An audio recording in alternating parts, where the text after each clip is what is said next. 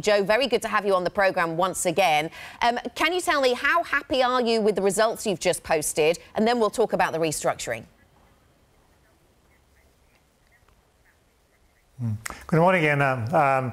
But obviously, the happiness will be determined by the market when it opens this morning. So we'll see what the expectations have been and how the share price reacts.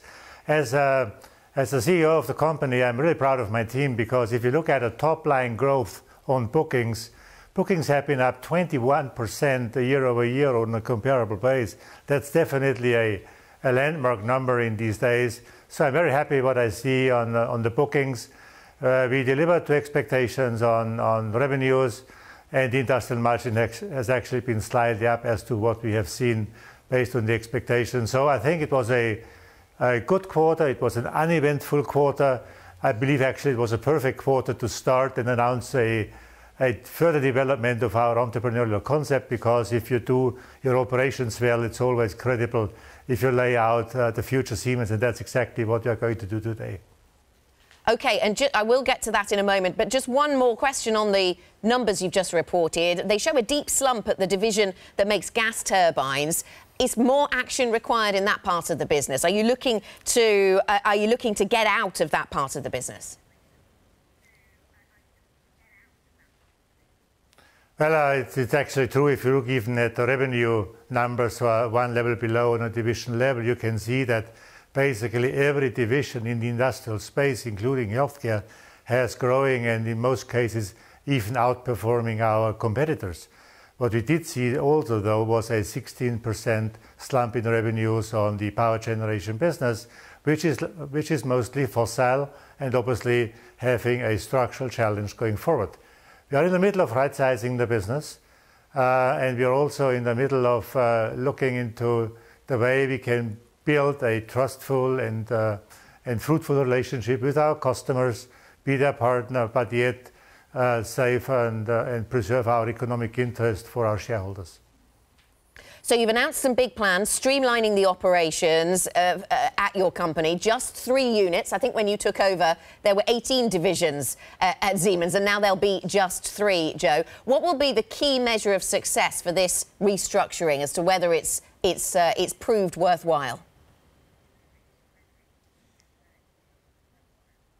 Well, while our Vision 2020, which we set out to go in 2014, was merely a consolidating, mostly clean-up, restructuring-based effort, Vision 2020 now is completely different. It is about growing the company further and also improve our profitability by 200 basis points over the current level, which I think is quite a massive promise to the markets and to our shareholders. By the same token, I believe the true value and the real intent which we have been having when we laid it out was that we do create optionality for our businesses going forward. We believe optionality and flexibility and focus of our businesses to their customers and market is the play of the decade, and that's exactly what we just did. It's very important to us that our businesses are as good as the ones from our competitors, obviously preferable better. Can I ask you also, Joe, about the potential for trade wars? Do you see nervousness around trade and tariffs having an impact on any of your customers? Is it having an impact on your business as yet? Well, as far as our business is concerned right now, we do not see any slowdown which could be attributed to what you have been referring to as a trade war. I mean, obviously, those debates about tariffs back and forth and increasing the bar even further does create uncertainty in the markets we are in. We are capital goods markets, so we are based on investments of our customers who do big stuff and put a lot of that eggs into their basket, and that needs confidence. So now if their confidence level goes down because people don't know what's going on, obviously that could have a subsequent negative impact on the business going forward.